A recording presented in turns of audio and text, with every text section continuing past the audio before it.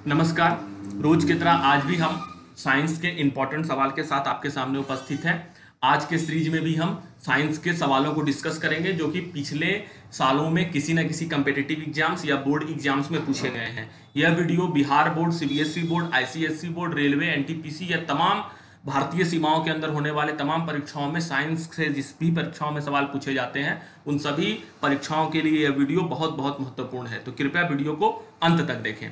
बिना समय बर्बाद किए आते हैं हम अपने पहले सवाल की तरफ। Which of the following is not receptor? निम्न में से कौन सा अंग संवेदन ग्राही नहीं है? संवेदी ग्राही नहीं है। कौन सा अंग संवेदी ग्राही? नॉट रिसेप्टर, रिसेप्टर नहीं है। तो देखिए इसका जवाब जो भी होगा, लेकिन सबसे पहले तो हम कंसेप्ट पर बात करते हैं रोज की तरह। रिसेप्टर हम किसको बोलेंगे? रिसेप्टर का मतलब क्या होता है? तो रिसेप्टर का मतलब होता है जिस हमारे शरीर में 5 ऐसे अंग होते हैं जिसके बदौलत हम किसी के बारे में कोई भी धारणा विकसित करते हैं। जैसे जैसे कि देखिए हम आपको उदाहरण देते हैं। नाक से हम लोग क्या करते हैं? नाक से सूंघते हैं। अब नाक में अगर कभी कोई बुरा स्मेल आ रहा होता है तो हमको लगता है कि आसपास कुछ गंदगी है, ठीक है, कुछ बदबू आ रहा होता है तो हमको लगता है गंदगी है, उसके बारे में एक सोच विकसित करते हैं। कान से हम लोग सुनते हैं, गाना सुनते हैं, गाना सुनने के बाद मन में विचार आता है। कोई अगर गाली देते तो गुस्सा भी आता है। तो कहां से? कान से सुनते हैं, तभी ना मन में कोई सोच विकसित होता है। आंख से देखने के बाद जब किसी चीज को हम देखते हैं, देखने के बाद एक सोच विकसित होती है। ताजमहल देखते हैं तो अच्छा लगता है देखने में, और भी बहुत कुछ है जो देखने के बाद अच्छा लगता है। तो आंख से देखने के बाद कोई सोच विकसित होता है। अच्छा, जीभ, टंग जो होता है, टंग से क्या करते हैं हम लोग? टेस्ट लेते हैं। तो कभी रसगुल्ला खाए तो अभी नाम ले उसका, तो रसगुल्ला, समोसा, तो मुंह में पानी आने लगता है। क्यों आने लगता है? क्योंकि उससे भी हमारे दिमाग में एक सोच विकसित हुआ है टंग से। और अंतिम वाला होता है स्किन से कैसे सोच विकसित होता है? स्किन में अगर कोई कभी पीटा हो, कभी थप्पड़ मारा हो तो हाथ में स्किन पर चोट लगता है। हाथ में, पैर में, कहीं भी चमड़ा पर, स्किन पर चोट लगता है, ठीक है। तो वहां से भी हम सोच विकसित करते हैं। तो इसको हम 5 सेंस ऑर्गन या संवेदन ग्राही कहते हैं, ठीक है। कौन कौन सा हो गया? नाक, कान, आंख, टंग और अपना स्किन, ठीक है, जीभ और स्किन जो है मेरा वो क्या हो गया? 5 संवेदन ग्राही हो गया। तो कौन सा संवेदन ग्राही नहीं है? तो क्लियर सा बात है कि मस्तिष्क जो है ये संवेदन ग्राही नहीं है। मस्तिष्क के अंदर सोच जरूर डेवलप होता है, कैसे काम करना है ये डेवलप ब्रेन के अंदर होता है। ब्रेन के अंदर मोटर नर्व हम लोग मैसेज पहुंचाता है, सेंसरी नर्व उसको सेंस करके फिर नीचे मैसेज पहुंचाता है कि हमको क्या करना है क्या नहीं करना है। ये ब्रेन का फंक्शन है, लेकिन ब्रेन रिसेप्टर नहीं है, ठीक है। ब्रेन के बारे में कभी अगले क्लास में और डिटेल में हम लोग डिस्कस करेंगे, जब कभी अगला कोई वीडियो हम बनाएंगे इससे रिलेटेड। तो अगला सवाल, number of group in modern periodic table.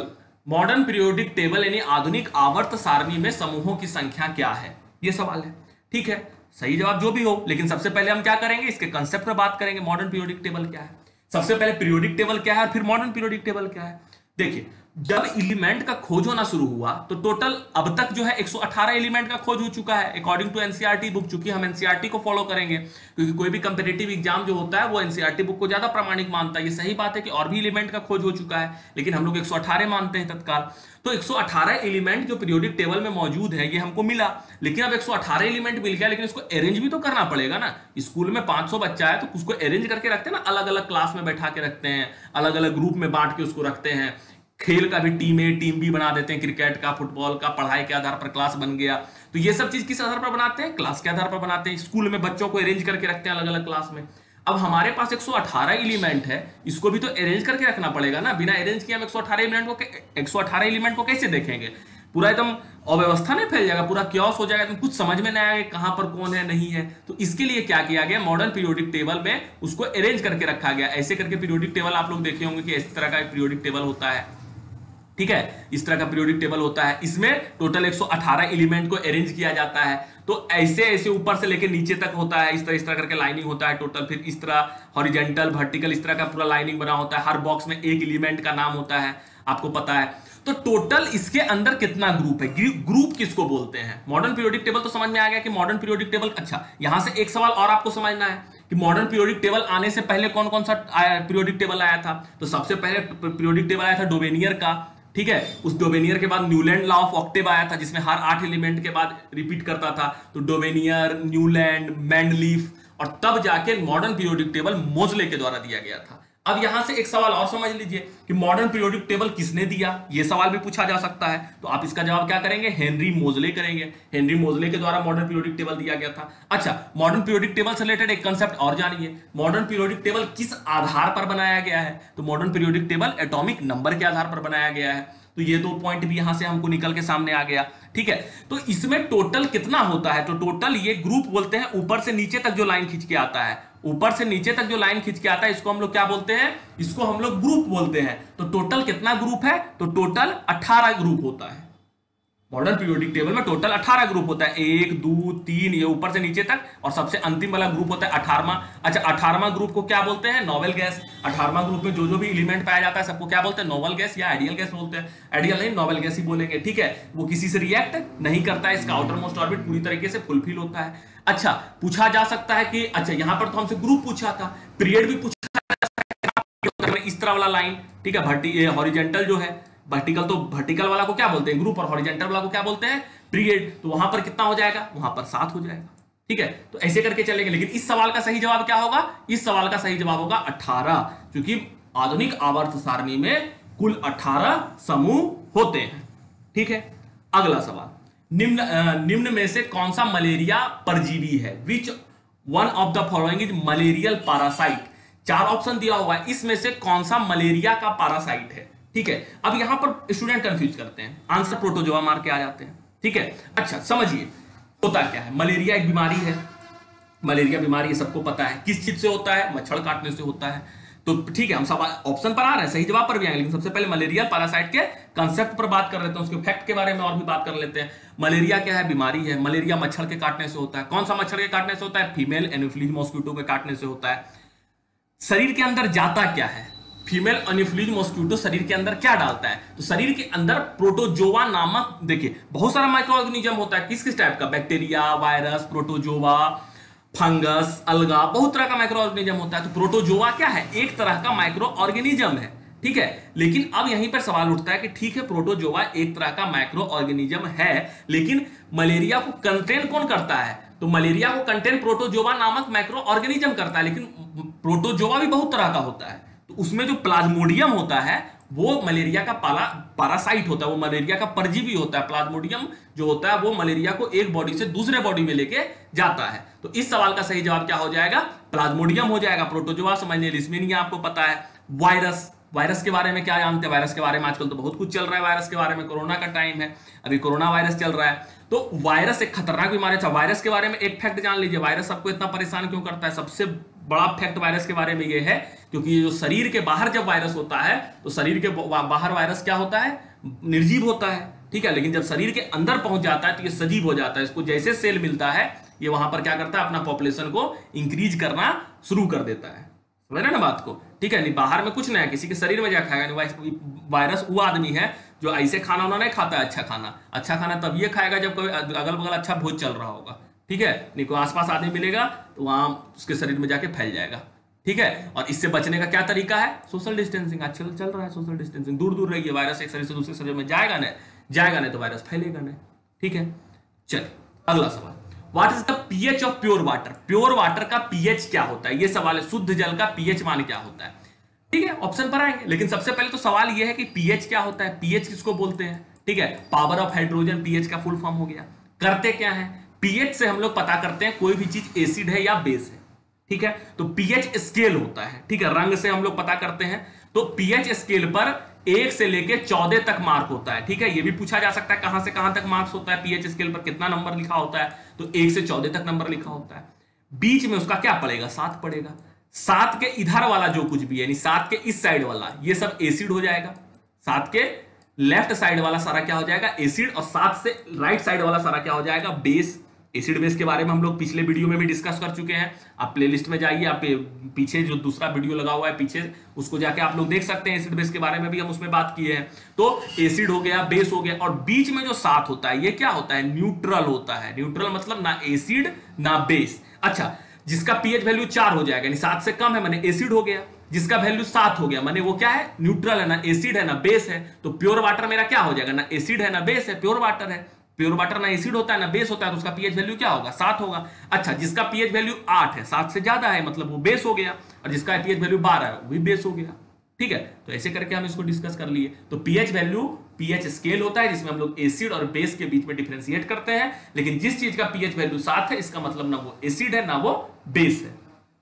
अगला सवाल आपके स्क्रीन पर है, which mirror is used as a rear view mirror in of vehicle? Rear view mirror of the vehicle, यानी व्हीकल के पास से दृश्य को देखने के लिए हम किसका इस्तेमाल करते हैं? गाड़ी के बारे में आप लोग देखो ना, गाड़ी के बाइक में लगा हुआ रहता है वो कैमरा, मतलब क्या बोले, आईना लगा होता है सामने में, उसमें लिखा हुआ रहता है ना, object in the mirror are closer than they appear. हम लोग रोज देखते हैं वो सबको। तो उसमें जो आईना लगा होता है, उसमें जो दर्पण लगा होता है, उसमें जो मिरर लगा होता है, वो मिरर कैसा मिरर होता है? प्लेन होता है, कॉनकेव होता है, कॉन्वेक्स होता है? ठीक है, देखिए मिरर पर सबसे पहले हम समझते हैं। ठीक है, मिरर क्या होता है, कॉनकेव क्या होता है, कॉन्वेक्स क्या होता है, प्लेन क्या होता है, उसके बाद फिर इसके आंसर पर आएंगे। तो मिरर का मतलब क्या है? एक कोई भी एकदम ट्रांसपेरेंट ऑब्जेक्ट ले लीजिए और उसको एक तरफ रंग दीजिए। ट्रांसपेरेंट ऑब्जेक्ट में ट्रांसपेरेंट शीशा ले लीजिए, मतलब शीशा ही और आर पार दिखना चाहिए वो, और उसको क्या कीजिए, एक तरफ से सिल्वर से रंग दीजिए। अच्छा, सिल्वर से क्यों रंगेंगे? ये सवाल भी मन में आ रहा होगा, क्योंकि सिल्वर क्या है, बेस्ड रिफ्लेक्टर है, वो पूरा पूरा चीज रिफ्लेक्ट कर देता है, इसलिए सिल्वर से पीछे हम लोग क्या करते हैं, पेंट कर देते हैं। पूरा ट्रांसपेरेंट चीज एक तरफ अगर सिल्वर से पेंट कर दिया जाए तो वो क्या बन जाता है? वो बन जाता है हमारा मिरर। ठीक है, मिरर बन जाता है। अब क्या है कि मिरर तो वो बन गया, अब मिरर में हम लोग क्या करते हैं, चेहरा देखते हैं, और भी बहुत काम करते हैं मिरर से। तो अगर वो मिरर उठा हुआ है, देखिए ऐसे करके एक पूरा स्फीयर ले लीजिए, स्फीयर को इधर से काटिए, इधर से काटिए, तो दो पार्ट बनेगा, एक ऐसे बनेगा, एक ऐसे बनेगा। एक को आप अंदर से रंग दीजिए, अंदर से रंग दीजिए, तो एक उठा हुआ पार्ट तरफ से आप चेहरा देख सकते हैं, और एक को क्या कीजिए, बाहर से रंग दीजिए। ठीक है, एक को क्या कीजिए, बाहर से रंग दीजिए, तो गड्ढा वाला पार्ट की तरफ हम लोग चेहरा देखेंगे। अच्छा, आप वर्ड को मिलाइएगा, कैब। देखिए यहां पर क्या लिखा हुआ, कैब। कैब मतलब क्या होता है, गुफा। तो गुफा, तो यानी जो गड्ढा वाला मिरर है इसको हम लोग क्या बोलेंगे, कॉनकेव मिरर, और जो उठा हुआ मिरर है इसको क्या बोलेंगे, कॉन्वेक्स मिरर बोलेंगे, और जो मिरर एकदम पूरा प्लेन है उसको प्लेन मिरर बोलेंगे। जो ना गड्ढा है ना उठा हुआ है, चम्मच होता है ना, चम्मच ऐसे करके, चम्मच के गड्ढा तरफ अगर आप चेहरा देख रहे हैं, मैंने कॉनकेव मिरर में देख रहे हैं, और इधर से चेहरा देख रहे हैं तो आप कॉन्वेक्स मिरर में देख रहे हैं। खास क्या है इसमें? ठीक है, कॉनकेव, कॉन्वेक्स और प्लेन में खास क्या? सबसे पहले प्लेन मिरर का बात करते हैं हम लोग। प्लेन मिरर क्या होता है? तो प्लेन मिरर हम लोग के घर में होता है, हम लोग जिसमें रोज चेहरा देखते हैं, बाल झाड़ लेते हैं, ठीक है, रोज स्टाइल मारते हैं, जेलो लगा बाल खड़ा करते हैं जो मिरर में, वो मिरर का नाम क्या है, प्लेन मिरर, रोज उसी में करते हैं। ठीक है, तो उसमें क्या होता है, जैसा आप है वैसा आपको दिखाता है ना, बड़ा दिखाता है ना छोटा दिखाता है, उसको क्या बोलते हैं, प्लेन मिरर बोलते हैं। ठीक है, अच्छा उसके बाद कॉनकेव मिरर है। कॉनकेव मिरर किसको बोलते हैं? कॉनकेव मिरर तो अभी हम बता दिए, गड्ढा वाला पार्ट होता है। इसमें क्या होता है, तो कॉनकेव मिरर में क्या होता है कि कोई भी चीज बड़ा होकर दिखता है। ठीक है, जब कॉनकेव मिरर में पोल और फोकस के बीच में जब, अच्छा पोल और फोकस के बारे में कभी किसी और वीडियो में हम लोग बात कर लेंगे उस पर कंसेप्ट में, लेकिन बस सीधा समझिए कि अगर किसी चीज को बड़ा करके हमको देखना हो तो हम किसका इस्तेमाल करेंगे, कॉनकेव मिरर का इस्तेमाल करेंगे। अच्छा, तो इसका इस्तेमाल कौन करेगा? वही डॉक्टर करेगा जिसको दांत वगैरह देखना होता है, मिरर लगा देगा मुंह के आगे, दांत बड़ा होकर दिखेगा डॉक्टर को, तो समझ जाएगा कि क्या प्रॉब्लम है, तो डॉक्टर कॉनकेव मिरर यूज करता है। अच्छा, कभी कभी जो बड़ा वाला हो जाइएगा ना, बाल कटवाने, जहाँ चार्ज होता है 500-600 रुपया बाल काटने का, खाली दाढ़ी बनाने का, वो सब कॉनकेव मिरर लगा के रखता है ताकि उसको दाढ़ी बड़ा बड़ा दिखे, ताकि काटने में जो स्किन कटने का जो डर होता है वो ना रहे, तो कॉनकेव मिरर में उसको बड़ा चेहरा दिखेगा। तो वो मतलब कि क्या बोले, बार्बर वगैरह भी कॉनकेव मिरर का यूज करते हैं। अच्छा, कॉन्वेक्स मिरर, जो मेरा सभी सवाल का जवाब है, कॉन्वेक्स मिरर में क्या होता है? तो कॉन्वेक्स मिरर में, एक सेकंड, हाँ कॉन्वेक्स मिरर, तो कॉन्वेक्स मिरर में हम लोग कॉन्वेक्स मिरर का यूज करते हैं। तो कॉन्वेक्स मिरर का यूज कहां करते हैं? तो कॉन्वेक्स मिरर का यूज करते हैं हम लोग व्हीकल में जो लगाते हैं ना हम लोग गाड़ी वगैरह में, उसमें इस्तेमाल करते हैं रियर व्यू मिरर के लिए।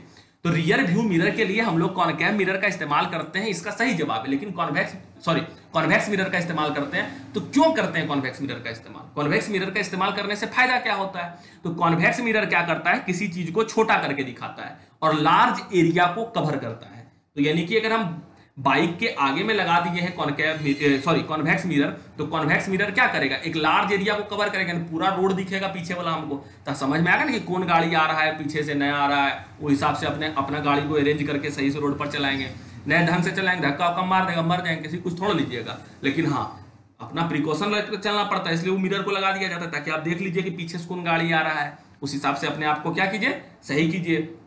ठीक है, तो ये बात था इसके बारे में। ठीक है, कि हम लोग पास से दृश्य देखने के लिए हम लोग कौन सा मिरर का इस्तेमाल करते हैं? तो कॉन्वेक्स मिरर का इस्तेमाल करते हैं। मेरा ऑप्शन नंबर 1 क्या हो जाएगा, इस सवाल का सही जवाब हो जाएगा। ठीक है, तो आज हम लोग इतना सवाल को डिस्कस किए। ठीक है, कल के वीडियो में और भी सवालों को डिस्कस करेंगे, तो आप लगातार हमारे वीडियो के साथ बने रहिए। अगर अब तक आपने हमारे चैनल को सब्सक्राइब नहीं किया है तो कर लीजिए। वीडियो पसंद आया है तो वीडियो को जरूर लाइक कीजिए, और आपसे अनुरोध होगा कि ज्यादा से ज्यादा लोगों तक वीडियो को शेयर कीजिए, क्योंकि जितने लोगों तक आप शेयर करेंगे हम उतना ज्यादा वीडियो इसमें और भी लगाते चले जाएंगे। ठीक है, अगर वीडियो को देखने के लिए आपको बहुत बहुत धन्यवाद।